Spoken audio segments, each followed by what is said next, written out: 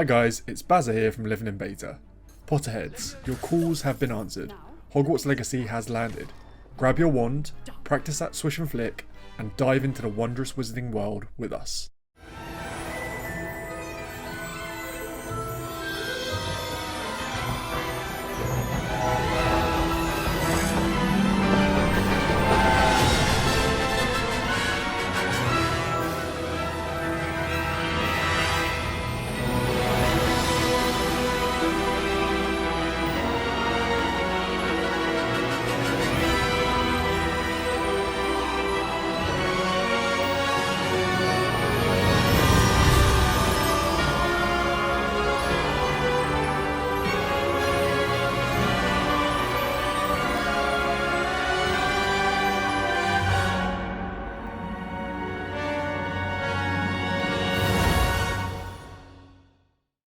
Hogwarts Legacy is brought to us by Portkey Games, a studio whose prior efforts are focused in the mobile realm, so it's fair to say there was a lot of careful optimism going in.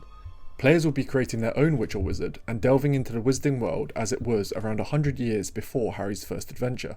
We have a heavy focus on RPG elements such as gear specs, skills, quest lines, as well as dialogue trees to name but a few. With that said, let's jump into the main content.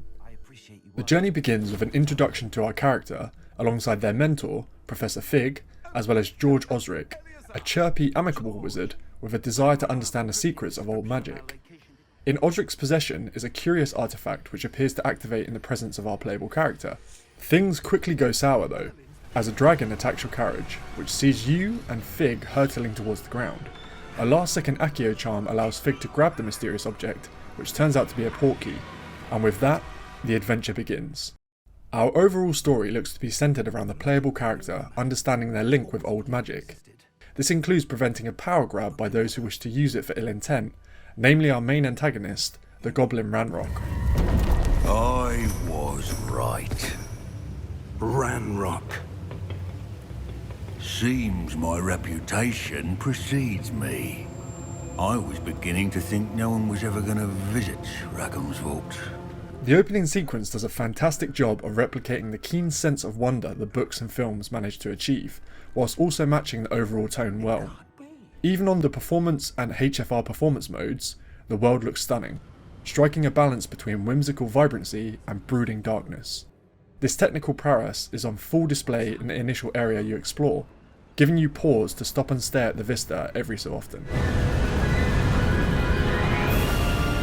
How far did that portkey take us? Farther from London than the carriage travelled.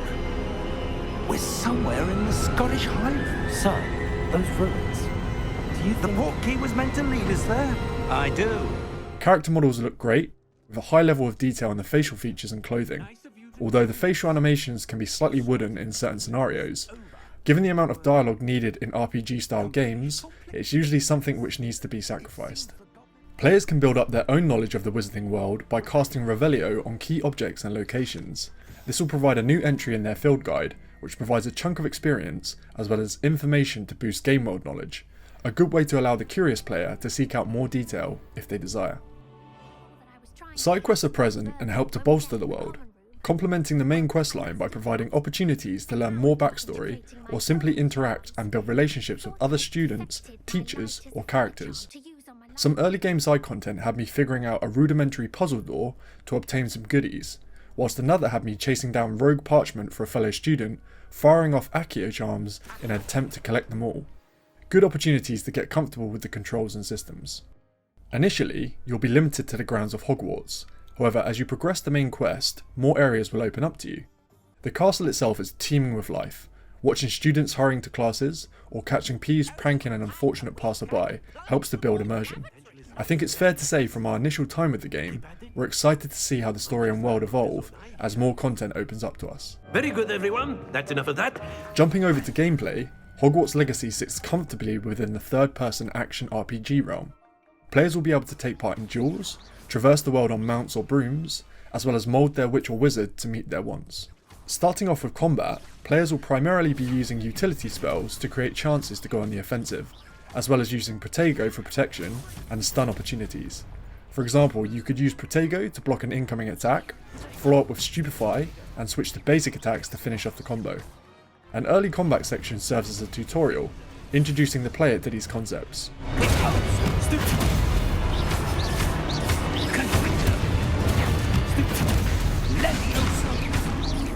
From the brief time that we've had with Legacy so far, there also seems to be some form of environmental interaction.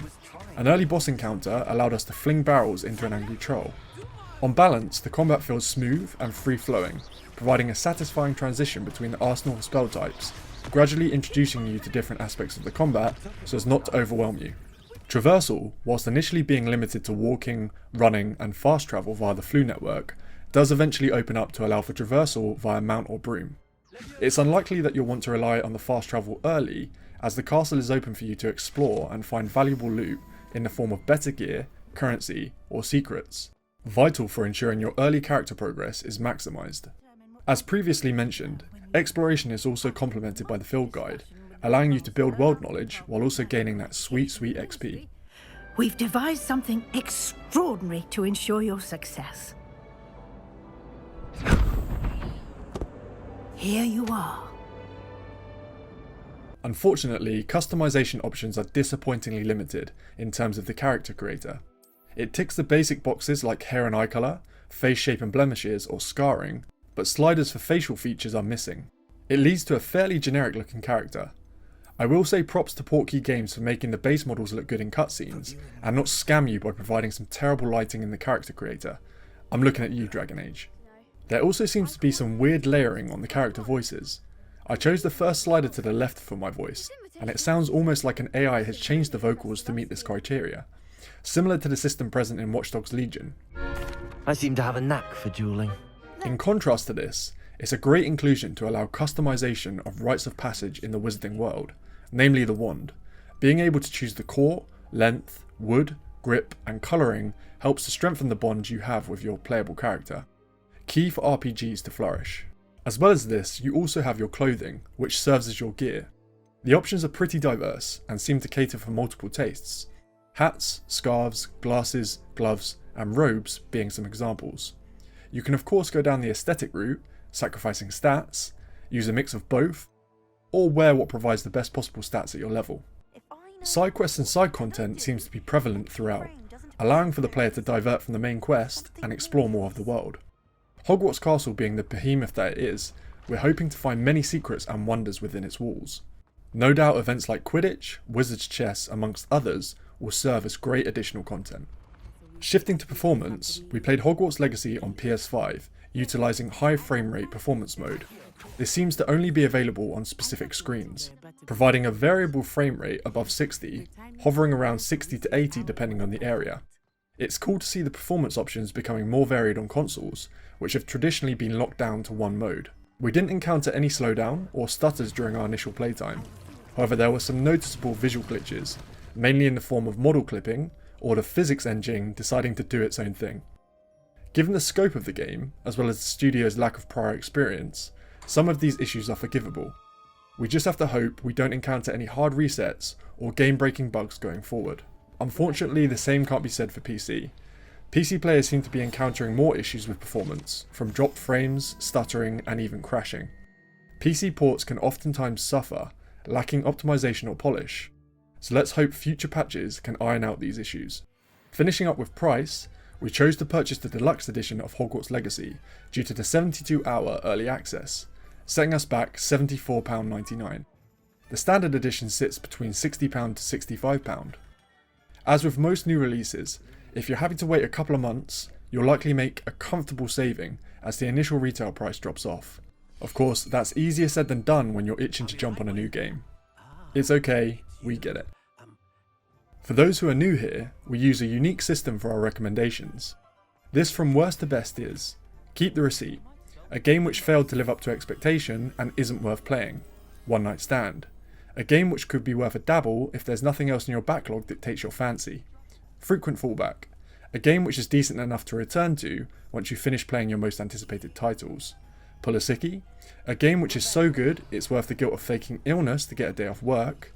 And finally, Book a Week Off, a game that's so great you need to sacrifice a week's annual leave to satisfy your urge to binge this beauty. For Hogwarts Legacy, we're providing a split recommendation. For those Potterhead gamers out there who adore this world, this is most definitely book a week off. However, for those who are familiar with the world and enjoy RPGs, we'd rate Legacy as Pulisicky. There's a fantastic game here with a lot of love and attention applied.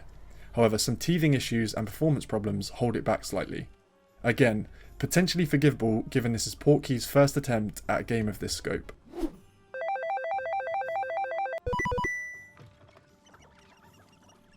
So guys, that's been our first look at Hogwarts Legacy. Let us know if you're planning to dive into the Wizarding world and on what platform. If you enjoyed the content, drop us a like, and subscribe if you want to see more content like this. As always, I'll catch you in the next one.